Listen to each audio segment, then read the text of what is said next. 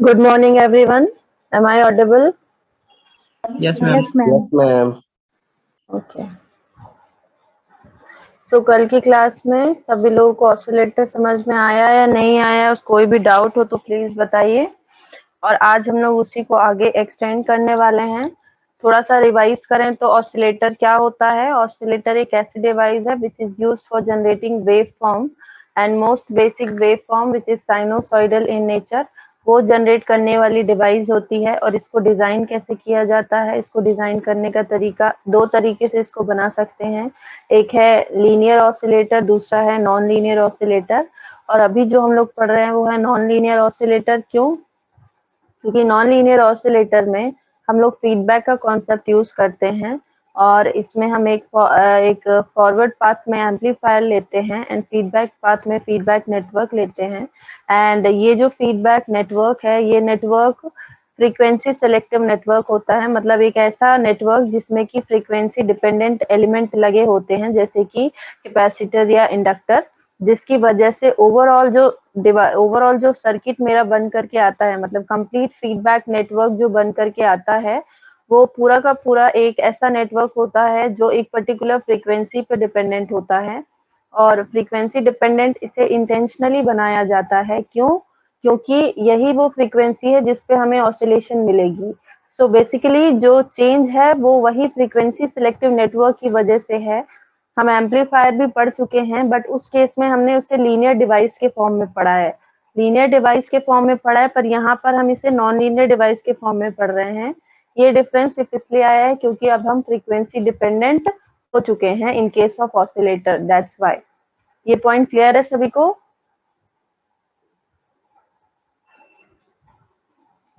Is this point clear? Yes, ma'am. Yes, ma'am. और कल की क्लास में असाइनमेंट भी, मतलब आप लोग को क्लास असाइनमेंट, क्लास वर्क दिया जाता है रोज ही। भाई आप लोग भी कुछ करो घर में, दिन भर क्या करते होगे लेक्चर सुनने के अलावा। आप लोगों को 3 न्यूमेरिकल दिए गए थे, उनमें से एक न्यूमेरिकल 2-3 लोगों से नहीं बने हैं और शायद कुछ लोगों से बन भी गए हैं। और मेरे पास पीडीएफ भी आए हैं 6 to 7। वैसे तो 6 ही लोगों ने मुझे शो किया था क्लास में, बट पीडीएफ उससे ज्यादा लोगों के आए हैं।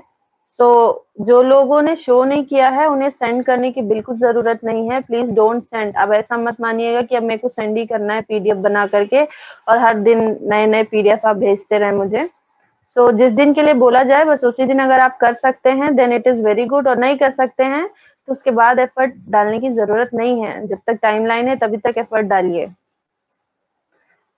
अब नेक्स्ट जो दिया जाएगा, आपकी फर्स्ट यूनिट टारगेट है कि इस वीक हमें कंप्लीट करनी है। We will meet the target.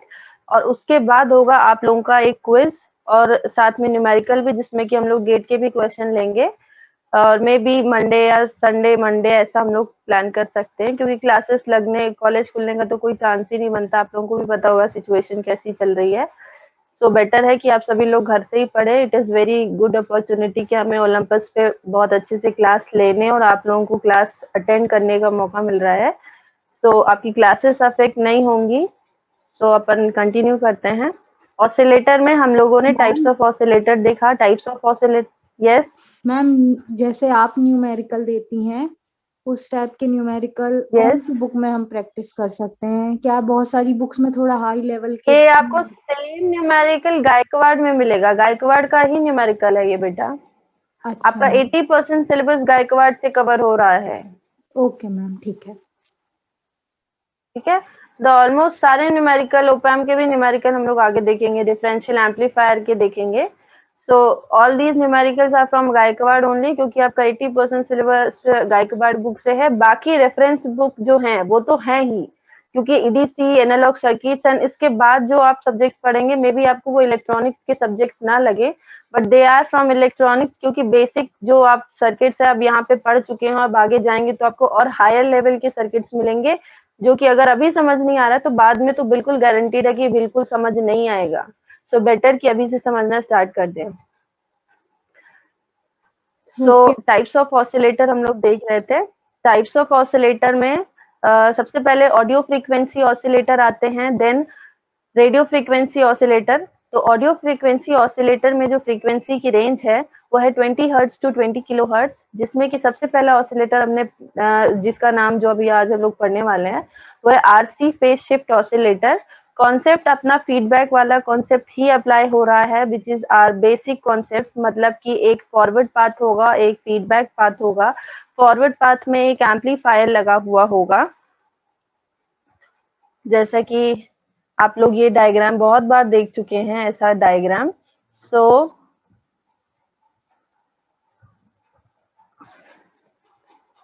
वही कॉन्सेप्ट लगने वाला है जहाँ पे कि हम forward path and feedback path, ये सर्किट तो आप लोग बहुत बार ही देख चुके हैं, and the same concept is going to be applied.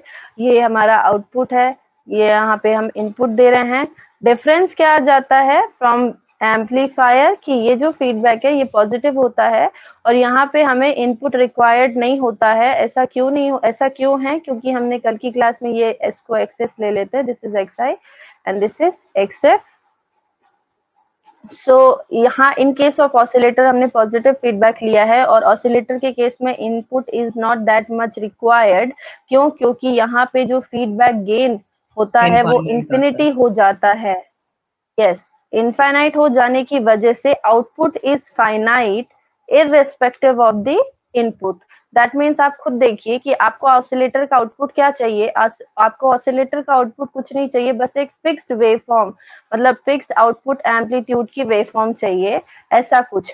यहाँ पे मेन है कि हमें कौन सी फ्रीक्वेंसी चाहिए, और वही फ्रीक्वेंसी जो है ये हमें मिलती है इस फीडबैक नेटवर्क पे जो भी एलिमेंट हमने लगाए हैं, जो कि आज हम लोग पढ़ने वाले हैं, which is our simply RC network. मतलब अभी जो आज ऑसिलेटर हम लोग पढ़ने वाले हैं वो है phase shift RC phase shift oscillator, RC phase shift oscillator.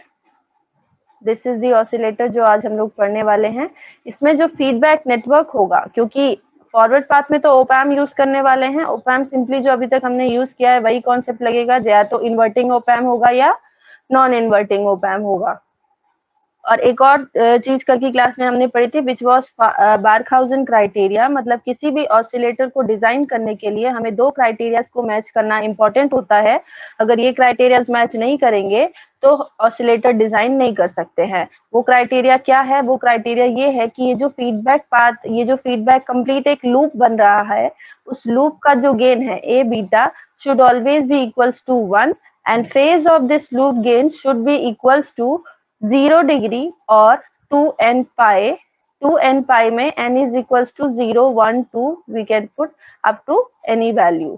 तो इससे ये निकल करके आता है कि ये फॉरवर्ड पाथ का गेन और ये गेन एक दूसरे का इन्वर्स होना चाहिए, एंड इसका फेज एंड इसका फेज दोनों मिला करके या तो 0 डिग्री हो या 360 डिग्री हो या इसका मल्टीपल हो।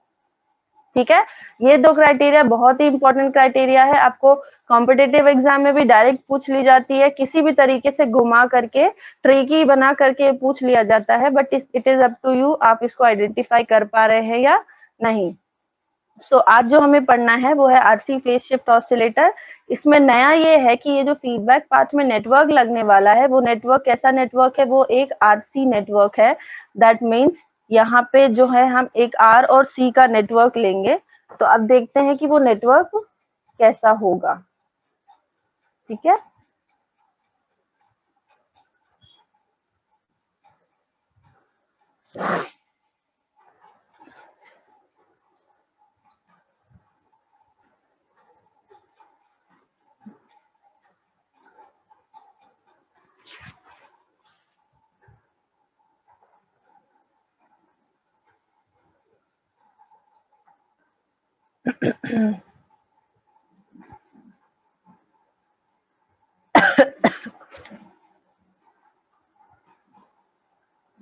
आरसी नेटवर्क सिंपल जो अभी तक आप लोग देखते आए हैं, ऐसा नेटवर्क। ठीक है, ऐसा सर्किट कहीं देखा है आप लोगों ने पहले? Yes ma'am. Filter, low pass filter. Yes, filter.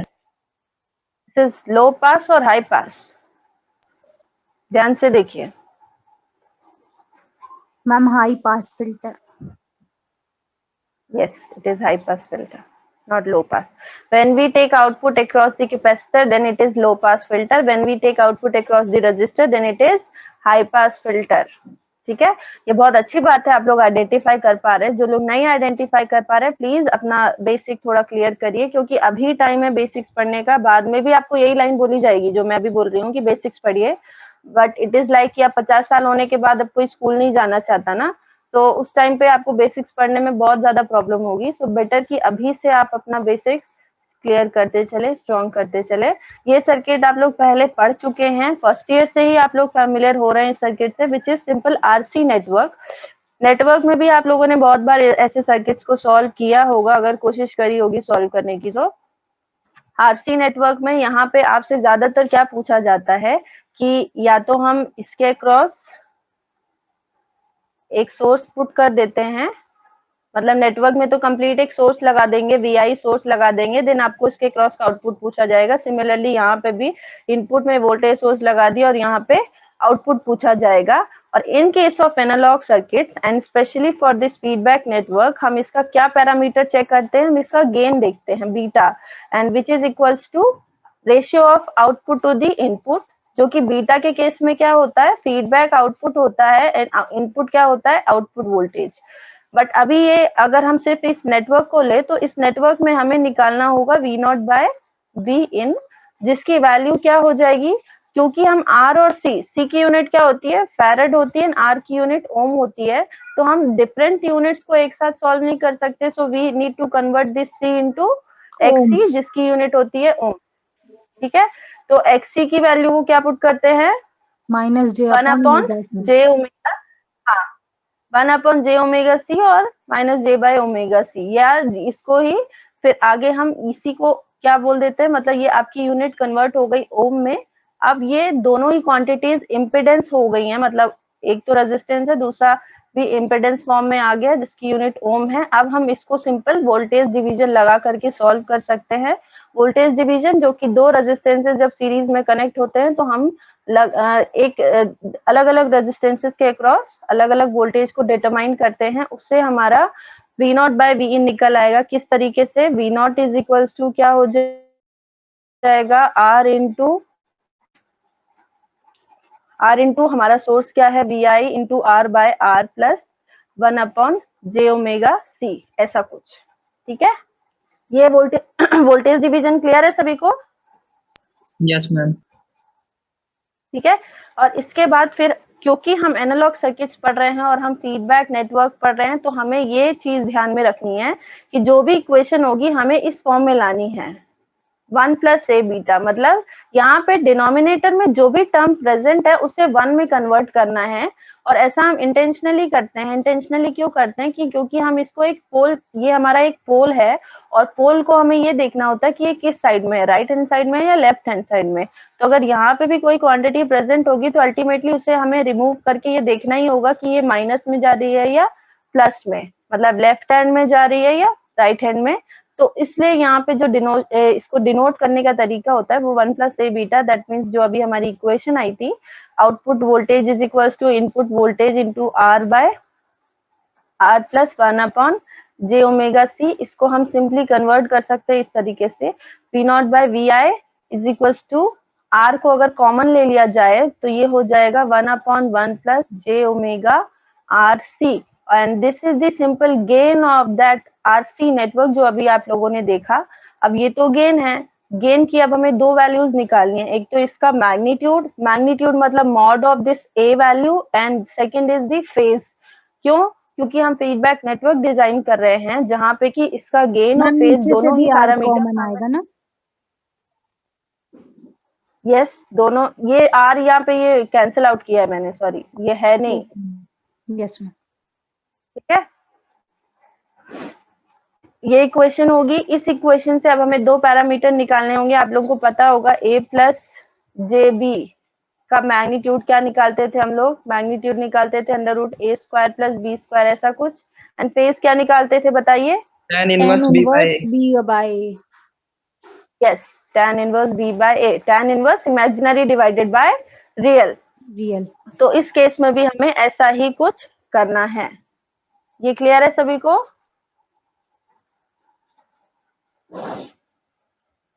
Yes, ma'am. Yes, ma'am. सो अब यहाँ पे हम क्या करें, नीचे वाली जो हमारी डिनोमिनेटर की टर्म है इसमें थोड़ा एक माइन्यूट चेंज ये कर दे कि जे जो हमारा डिनोमिनेटर में है उस जे को हम ऊपर ले आए। उससे क्या होगा, हमारी जो डिनोमिनेटर वाली टर्म है simply a plus j B के फॉर्म में आ जाएगी, जिससे कि हमें इसका मैग्नीट्यूड और इसका फेज निकालना आसान हो जाएगा। तो अब इसका मैग्नीट्यूड क्या आएगा बताइए जल्दी से।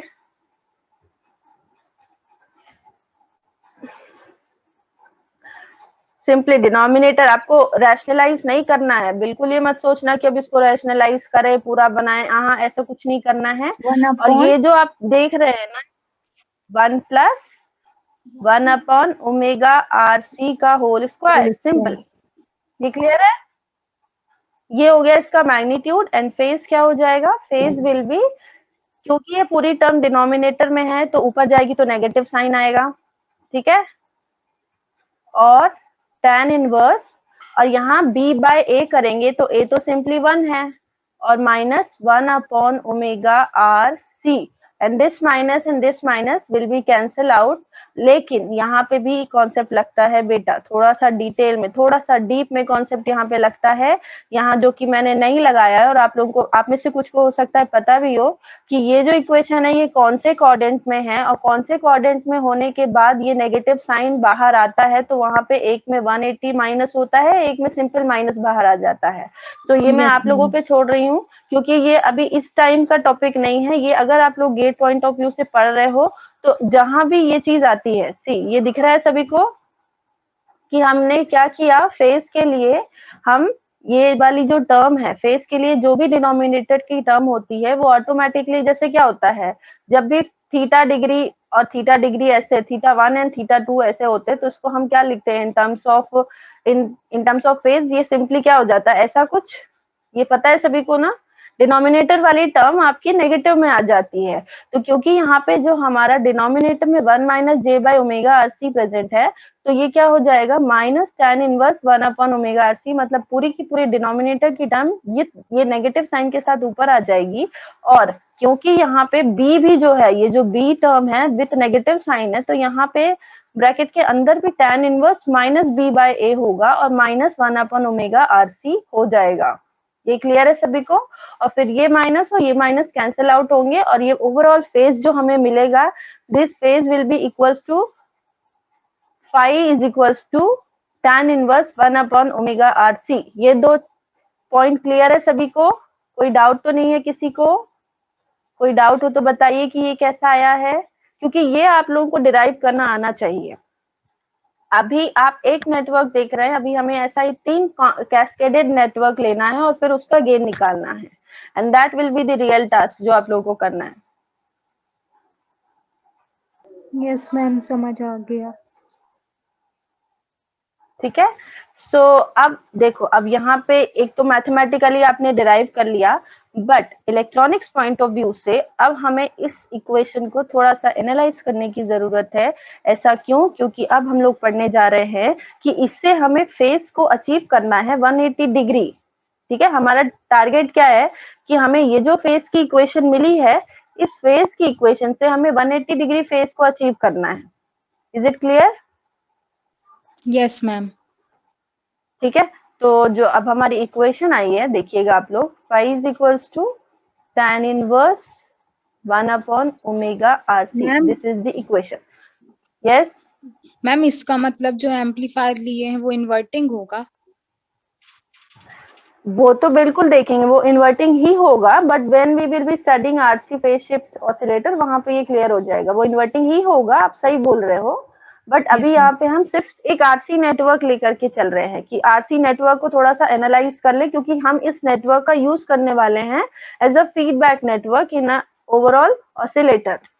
Yes ma'am. ठीक है, यस मैम। ठीक है। तो अब जो है, अब आप लोग ये बताइए मुझे थोड़ा सा अपने मैथ्स को स्ट्रॉन्ग करते हुए कि phi is equals to tan inverse 1 omega R C की मैक्सिमम वैल्यू क्या होगी? मैक्सिमम फाई क्या अचीव कर सकते हैं हम?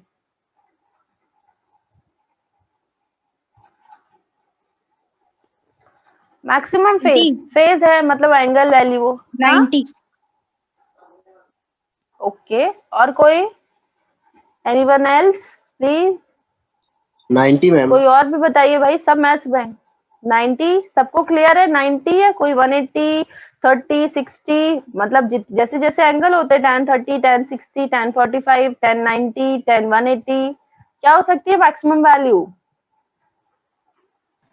90। Maximum value of this face can be 90 degree only. क्यों? क्योंकि tan 90 की वैल्यू हम सभी को पता है क्या होती है? इनफाइनाइट। ठीक है, अब इंफिनिटी से ज्यादा कोई वैल्यू मिल सकती है क्या? No ma'am. दैट मीन्स कि इस फेस की वैल्यू हमें 90 से ज्यादा कभी नहीं मिल सकती है। सो एक सिंगल आरसी नेटवर्क हमें 180 डिग्री फेस पे नहीं दे रहा है। Is it clear? Yes ma'am. मतलब कि अगर हमें फीडबैक नेटवर्क लगाना है तो फीडबैक नेटवर्क में सिर्फ एक आरसी नेटवर्क से हमारा जो कंडीशन है वो फुलफिल नहीं होने वाली है। तो इट मीन्स कि हमें 2-3 नेटवर्क तो लगाने होंगे। अब आगे देखते हैं कि 2-3 नेटवर्क में भी अगर हम 2 नेटवर्क लगा देते हैं, 2 आरसी, मतलब अभी हमने एक आरसी लिया था ऐसा, या दिख नहीं रहा होगा तो भी यहाँ, अभी हमने एक आरसी लिया था, अब क्या करें, इसके साथ एक और लगा दे, तब कितना फेज मिलेगा बताइए? इसका मैक्सिमम फेज 90, इसका मैक्सिमम फेज 90। तब तो हमारी कंडीशन पूरी हो जाएगी कि फीडबैक पाथ का फेज हमें टोटल कितना मिले। समझ आ रहा है सभी को? Yes ma'am. Yes ma'am. ठीक है, बट यहाँ पे क्या है कि आपको 90 किस केस में मिलेगा बेटा? 90 कब मिलेगा? फेज 90 कब मिलेगा आप बताइए? मैम जब ओमेगा Phi की is वैल्यू equals to, 0 हो जाए। Okay, very good. Omega R C, हमारे पास यहाँ पे 3 टर्म्स प्रेजेंट है, ओमेगा आर एंड सी। सिर्फ ओमेगा मतलब frequency, you can not put frequency infinity. क्यों? क्योंकि हम तो फ्रीक्वेंसी के लिए डिजाइन कर रहे हैं ना, तो हम फ्रीक्वेंसी को मैम इन्फिनिटी कैसे पुट कर सकते हैं? ठीक है, सी की वैल्यू दैट कम कर मीन्स सकते। 2 पैरामीटर्स हमारे कंट्रोल में हैं, which is register and capacitor. Again हम उसी पे आ जाते हैं, पैसिव एलिमेंट्स हैं जिनकी वैल्यू हम खुद सेट कर सकते हैं। तो अब आता है कि हम या तो रजिस्टर को इन्फिनिटी कर दें या कैपेसिटर को इन्फिनिटी कर दें। तो बात ये आती है, ओ सॉरी, इन्फिनिटी नहीं, 0 मैम। इन्फिनिटी करेंगे तो उल्टा हो जाएगा ना बेटा। 0 मैम। यस, 0 करना है हमें।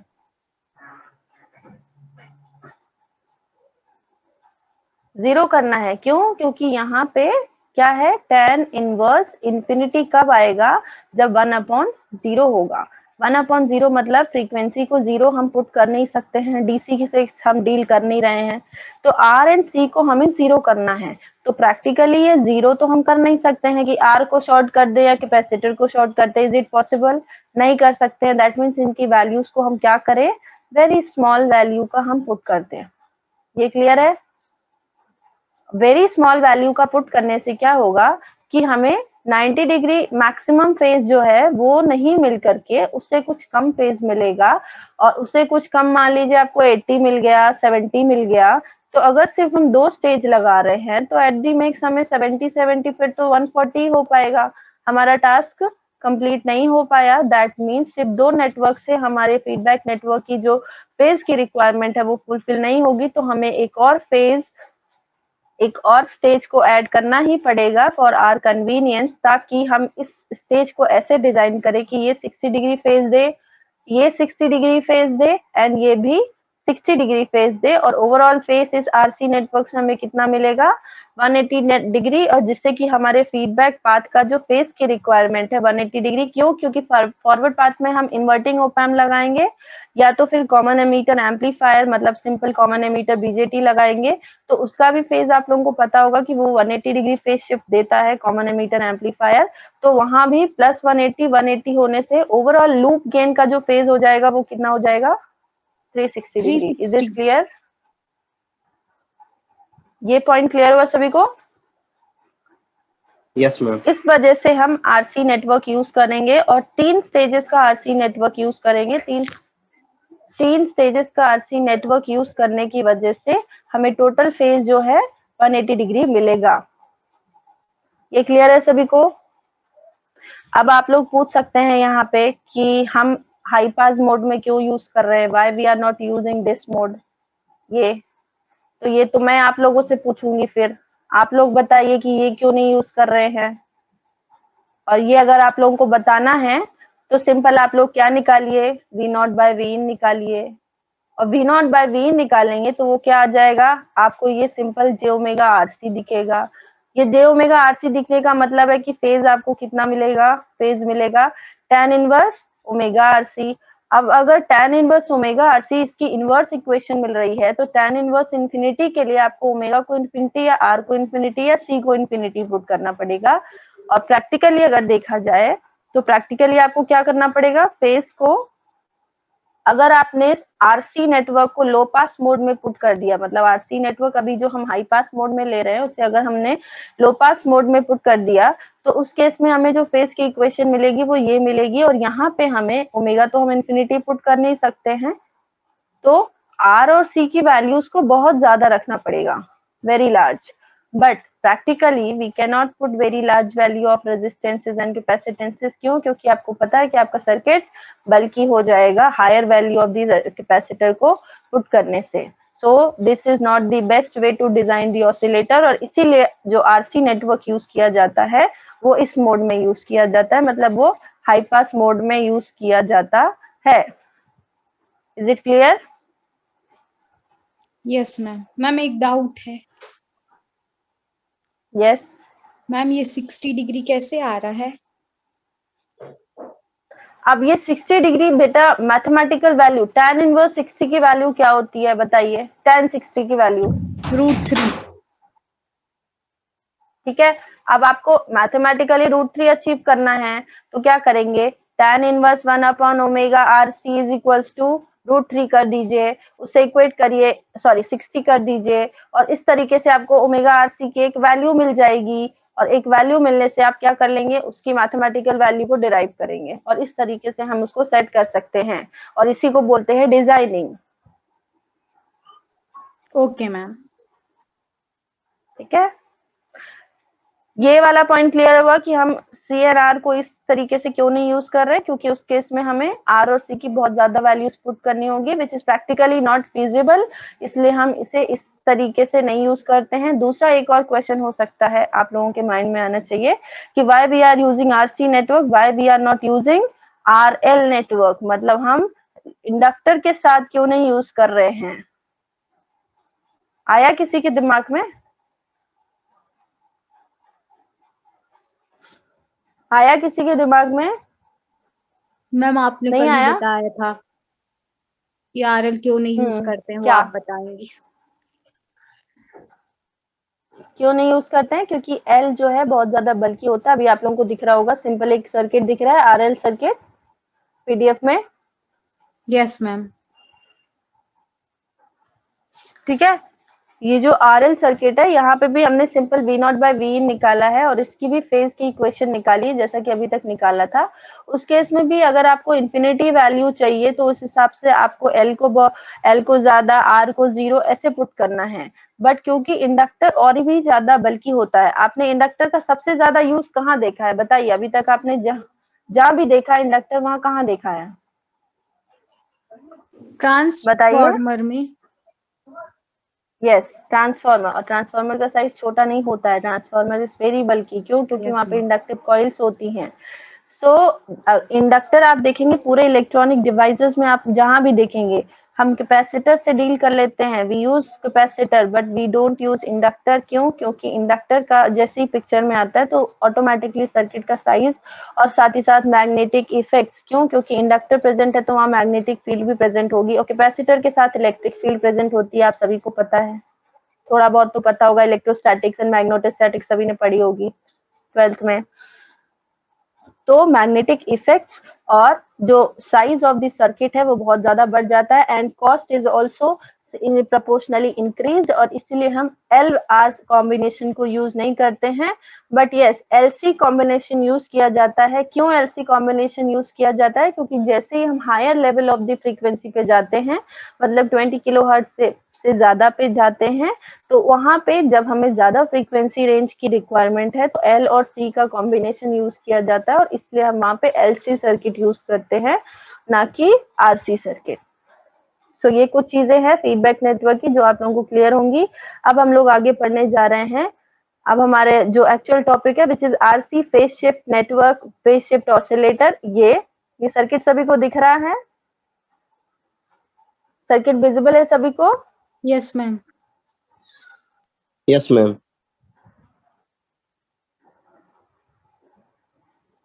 ठीक है, तो यहाँ पे जैसे कि आप सभी लोग देख रहे हैं कि ये है हमारा फॉरवर्ड पाथ जिसका गेन ए होगा and this is our feedback path. इसको बनाया ऐसे गया है, चाहे तो आप इसको ऊपर नीचे करके बना ले बट वो अननेसेसरी बड़ा हो जाएगा। ये हो गया हमारा फीडबैक पाथ जिसका नेट गेन होगा बीटा एंड ये है हमारा फॉरवर्ड पाथ जिसका गेन है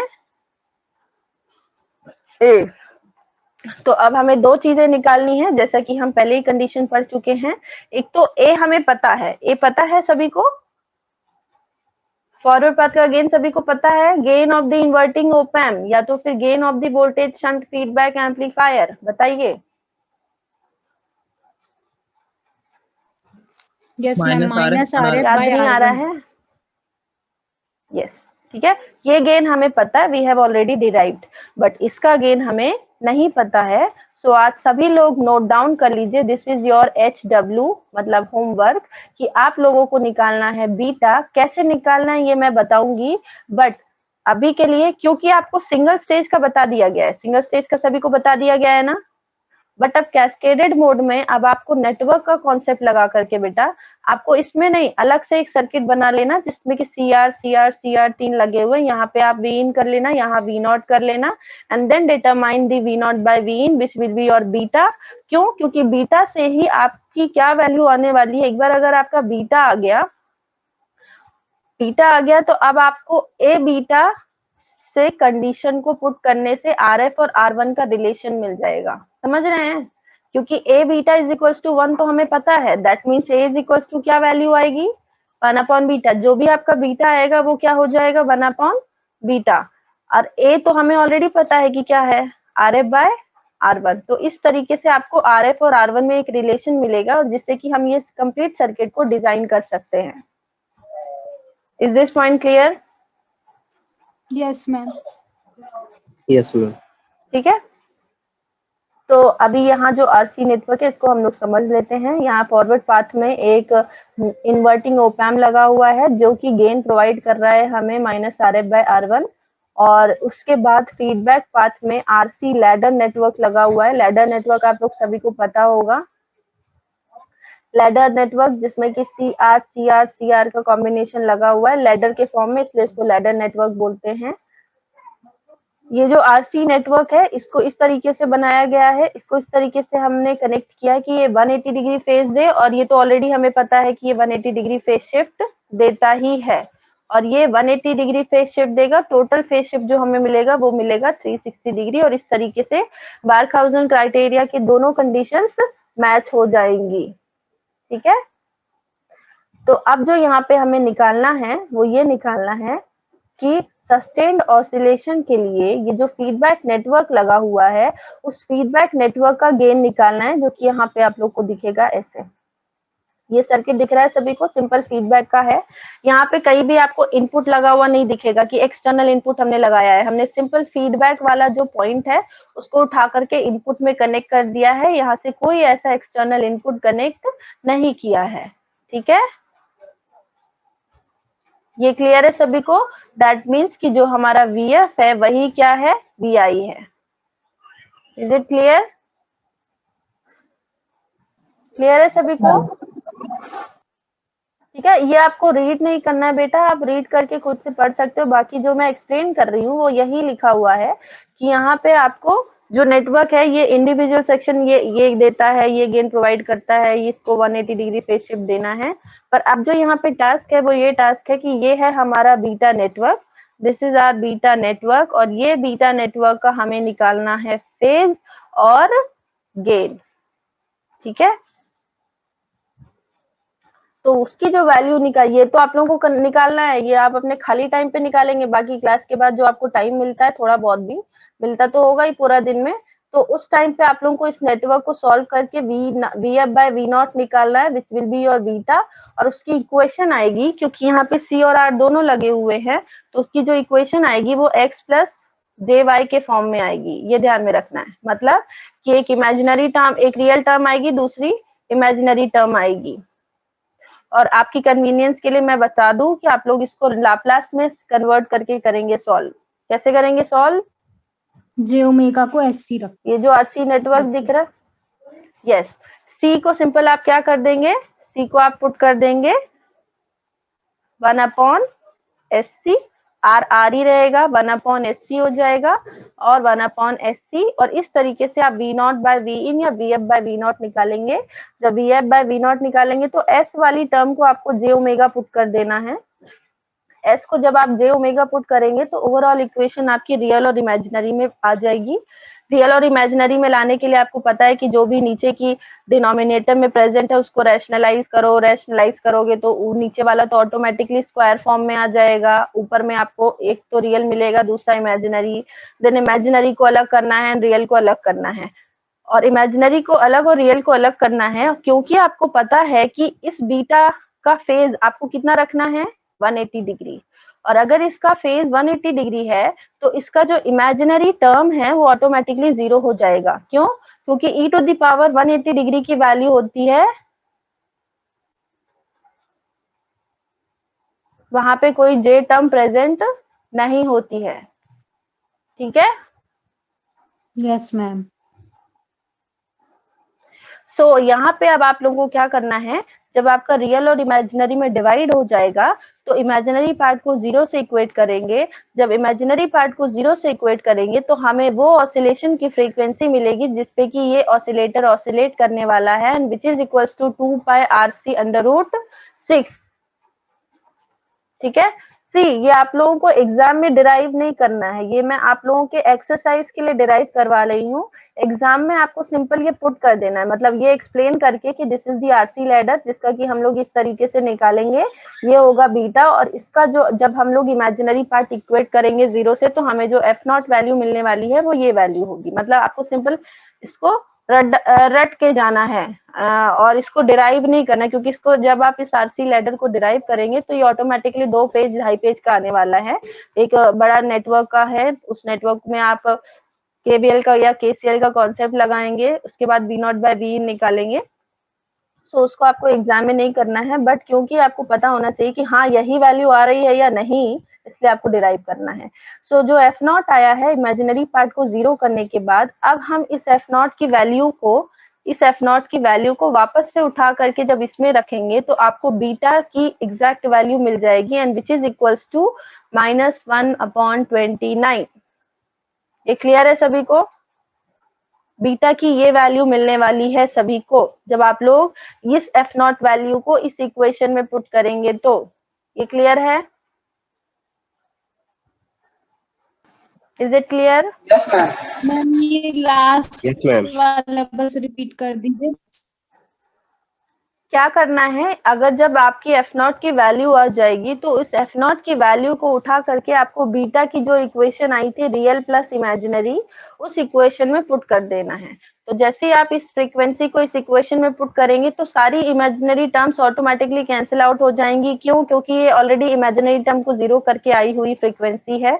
तो इमेजिनरी हटने के बाद आपको जो real value of the beta, मतलब जो मैग्नीट्यूड मिलने वाला है बीटा का, गेन की वैल्यू जो मिलने वाली है वो है बीटा इज इक्वल्स टू -1/29। जब आपको बीटा भी मिल गया, दैट मीन्स अब हम ए को डिटरमाइन कर सकते हैं। अब हम नेक्स्ट कंडीशन लगाएंगे which is A beta is equals to 1, mod of A beta is equals to 1। Mod of A beta is equals to 1 से हमें ए की क्या वैल्यू मिली? ए की वैल्यू मिली 29। अब हम क्या करेंगे, इस ए की वैल्यू को पुट करेंगे। क्यों? क्योंकि हमें पता है कि ए क्या है हमारा, ए इज सिंपल एक इन्वर्टिंग ओपैम है और जिसकी वैल्यू है -RF/R1। दैट मीन्स यहाँ से हमें RF और R1 के बीच में एक रिलेशन मिल गया which is equals to RF is equals to 29 times of R1, and practically हमें पता है कि A beta should be greater than 1।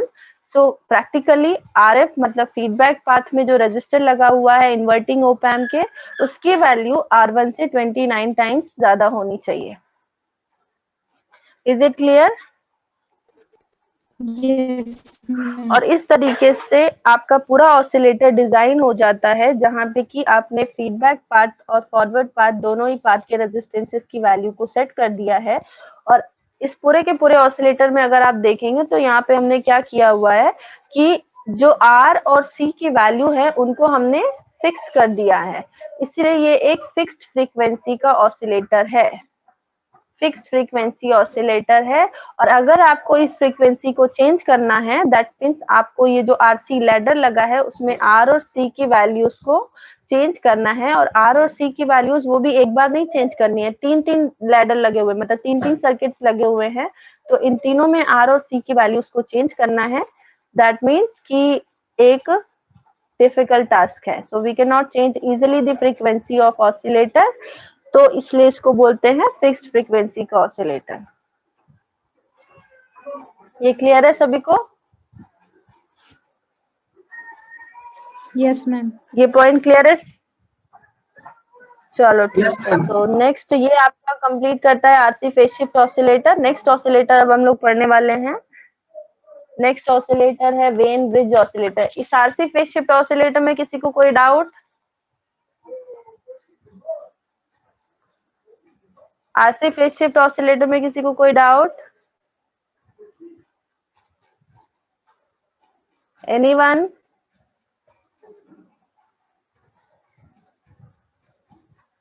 बताइए, कोई डाउट है किसी को? 50 स्टूडेंट्स प्रेजेंट है, किसी को कोई डाउट नहीं है?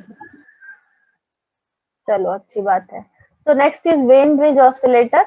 वेन ब्रिज ऑसिलेटर हम लोग करने वाले हैं। वेन ब्रिज ऑसिलेटर के लिए नेक्स्ट पीडीएफ आपको शो कर रही हूँ मैं। Next is when bridge oscillator, ठीक है। पीडीएफ सभी को विजिबल है वेन ब्रिज ऑसिलेटर का? Yes ma'am. ठीक है। वेन ब्रिज ऑसिलेटर, अभी जो आपने RC फेज शिफ्ट ऑसिलेटर पढ़ा है वो 20 से 20 किलो हर्ट्ज तक के लिए यूज किया जाता है। And for a fixed value of the frequency, मतलब जब आपको एक मिनट, जहां पे आपको F0 is equals to 20 kilo hertz exact put करना होता है, वहां पे हम यूज करते हैं वेन ब्रिज ऑसिलेटर, ठीक है। Wien bridge oscillator particularly at 20 kilo hertz frequency use किया जाता है। अब इसमें सर्किट देख लेते हैं। अगेन वेरी इंपॉर्टेंट ऑसिलेटर, और इस पे बहुत सारे डायरेक्ट क्वेश्चन पूछे जाते हैं। इसमें भी आपका डेरिवेशन है, बट ये डेरिवेशन हमें करना होता है, एग्जाम में पूछा जाता है, इसका पूरा का पूरा डेरिवेशन पूछा जाता है। So we will do all that conditions and derivations. पहले अभी के लिए हम इसका सर्किट समझ लेते हैं, डेरिवेशन नेक्स्ट क्लास में करेंगे।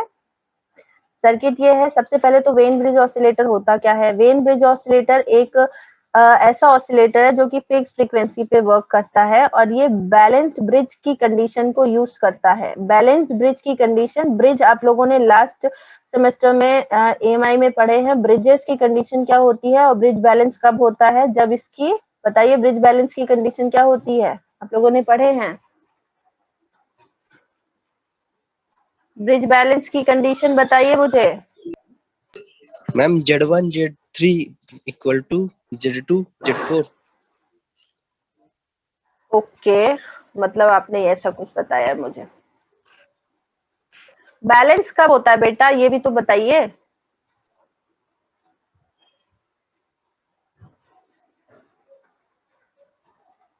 ब्रिज बैलेंस होने का मतलब ये होता है कि यहाँ बीच में जो गैल्वेनोमीटर इन दोनों की ऑपोजिट आर्म के बीच में लगा हुआ है, इसके थ्रू कोई भी करंट फ्लो नहीं हो रही है। ब्रिज बैलेंस का मतलब ये कंडीशन आपने सही बताई है, Z1 into Z3 is equal to Z2 into Z4, मतलब ऑपोजिट आर्म के जो इम्पिडेंसेस हैं उनका multiplication should always be equal. But ये कंडीशन अचीव कब होती है, जब इनके जो अपोजिट आर्म के बीच में गैल्वेनोमीटर लगा हुआ है या तो जो मीटर लगा हुआ है उस मीटर के क्रॉस कोई करंट फ्लो नहीं होती है, उस टाइम पे इस आर्म का Z1 इंटू Z3 मतलब ये दोनों का जो कॉम्बिनेशन होता है वो इक्वल होता है Z2 इंटू Z4 से। क्लियर है सभी को? Yes ma'am. ये ब्रिज बैलेंस Yes, की ma'am. कंडीशन होती है। अब इसको हम अचीव कैसे करते हैं, यहाँ पे किस तरीके से उसको यूज किया गया, सी यहाँ पे अगेन एप्लीकेशन आ गया ब्रिजेस का। तो आप लोग जो एक बार पढ़ चुके हैं उसका एप्लीकेशन हर जगह आता ही रहेगा, सो उसको याद में रखना, ध्यान में रखना। अभी याद आया है तो अभी देख लीजिए, किसी भी तरीके से ऐसी ऐसी अगर हैबिट डाल के रखेंगे तो आपको आगे बहुत ही हेल्पफुल होगा। यहाँ पे हम लोग बैलेंस ब्रिज यूज करते हैं। इसका सर्किट दो तरीके से आप लोगों को दिख रहा है। सबसे पहला सर्किट यहाँ पे देखिए, कॉन्सेप्ट वही लग रहा है कि एक आपका फॉरवर्ड पाथ है, दूसरा फॉरवर्ड पाथ में इन्वर्टिंग ओप एम्प लगा है, दूसरा है आपका फीडबैक पाथ में फीडबैक नेटवर्क लगा हुआ है। और यही है कि इनपुट यहाँ पे हम ऐसा कुछ दे नहीं रहे हैं, आउटपुट जा रहा है हमारा, जो भी फीडबैक हम दे रहे हैं वो पूरा का पूरा इनपुट में जा रहा है। ठीक है, ये चीज है, यही कॉन्सेप्ट लग रहा है जो कि अभी तक आपने पढ़ा है। तो ये हो गया आपका सिंपल इन्वर्टिंग ओप एम्प जो कि गेन ए प्रोवाइड कर रहा है। इन्वर्टिंग ओप एम्प में नेगेटिव टर्मिनल पे आप देखिए कि जो फीडबैक रजिस्टर आप पढ़ते हैं, आरएफ की जगह उसको हमने लिख दिया R3, और यहाँ पे जो R1 होता था उसको हमने लिख दिया R4 और इसको ग्राउंड कर दिया। दैट मीन्स हमने कोई भी इनपुट नहीं दिया। ठीक है, ये क्लियर है सभी को? ये पॉइंट क्लियर है? Yes ma'am. अब देखते हैं फीडबैक नेटवर्क को। फीडबैक नेटवर्क में अब देखिए यहाँ पॉजिटिव फीडबैक लगा हुआ है, दैट मीन्स ये पॉजिटिव। हाँ, पहले वाले डायग्राम में भी आपको ये ध्यान रखना है बेटा, we are using positive feedback here, that means ये जो V0 है और ये इनपुट है पॉजिटिव टर्मिनल से आकर के कनेक्टेड है। ये V0 और यहाँ पॉजिटिव टर्मिनल के बीच में एक सीरीज कनेक्शन लगा हुआ है R और C का, और एक और पैरेलल कनेक्शन लगा हुआ है R2 और C2 का, ये दोनों ग्राउंडेड हैं। और यहाँ पे भी आप देखेंगे तो ऐसे कोई भी आपने इनपुट से कनेक्शन नहीं दिया हुआ है, मतलब ये दो टर्मिनल भी ग्राउंडेड हो गए। ठीक है, अब यही सेम डायग्राम देखिएगा आप लोग, इसको अब किस तरीके से बनाया गया है। यही सेम डायग्राम अब बनाया गया है इस तरीके से, जहां पे कि आपको ज्यादा अच्छे से फीडबैक समझ में आएगा। पहले वाले में आपको उतना क्लियरली विजिबल नहीं था कि फीडबैक कहाँ और कैसे लग रहा है, बट इस वाले में आपको क्लियरली विजिबल हो जाएगा कि हाँ फीडबैक लग रहा है। अब देखिए, ये हो गया आपका negative terminal, this is your positive terminal, ये है आपका V0। V0 के बीच में R1 C1 लगा हुआ है जो कि पॉजिटिव टर्मिनल के बीच में है, और उसके बाद पैरेलल कॉम्बिनेशन लगा हुआ है R2 C2 का, which is connected to ground. तो जो ऊपर वाला ग्राउंड था, यहाँ वाला ग्राउंड, इसको उठा करके हमने क्या किया, एक ब्रिज के फॉर्म में बना दिया। दिख रहा है सभी को? मतलब ये आपका फीडबैक वाला R3 हो गया जो RF रहता था, and this is your R1 जो होता था उसको R4 डिनोट कर दिया है, इसको ग्राउंड से कनेक्ट कर दिया, and this completes the bridge. और ये ब्रिज कैसा है? बैलेंस्ड है। बैलेंस मतलब अगर हम यहाँ पे गैल्वेनोमीटर लगाएंगे तो उस गैल्वेनोमीटर से कोई भी करंट फ्लो नहीं होगी, सारी करंट ऐसी ही जाएगी। ठीक है, ये क्लियर है सभी को? ये क्लियर है? कोई डाउट तो नहीं है सर्किट में? ध्यान से समझिए, वेरी इंपॉर्टेंट सर्किट। क्यों? क्योंकि एग्जाम में ये डायरेक्ट पूछ लिया जाता है कि आपको ऐसा सर्किट गिवन है, इस सर्किट की फ्रीक्वेंसी ऑफ ऑसिलेशन बताइए। मतलब अब आपको क्या करना है, अब आपको ये डिराइव करना है इस सर्किट से कि इस किस फ्रीक्वेंसी पे ये ऑसिलेट करेगा। फ्रीक्वेंसी तो निकल करके आने ही वाली है। क्यों? क्योंकि C और C1 और C2 लगे हुए हैं, फ्रीक्वेंसी डिपेंडेंट एलिमेंट लगे हुए हैं, इसलिए। क्लियर है सभी को? Yes ma'am. क्लियर है सभी Yes, को? ma'am. बताइए। चलो, तो इसका डेरिवेशन अब हम लोग कल की क्लास में करेंगे, आज की क्लास में नहीं करेंगे, क्योंकि इसका डेरिवेशन थोड़ा कुछ ऐसा है।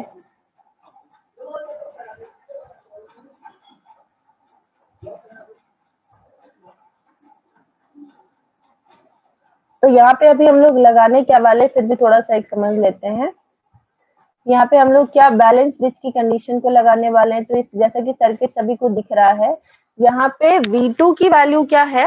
V2 की वैल्यू है यहाँ पे Vf, और V1 क्या होगा? V1 वही होगा जो V2 होगा। क्यों? क्योंकि हमारा जो ओप एम्प है वो आइडियल है।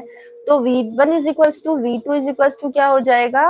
बी एफ, यहाँ भी हमने कोई भी इनपुट अप्लाई नहीं किया है। ठीक है,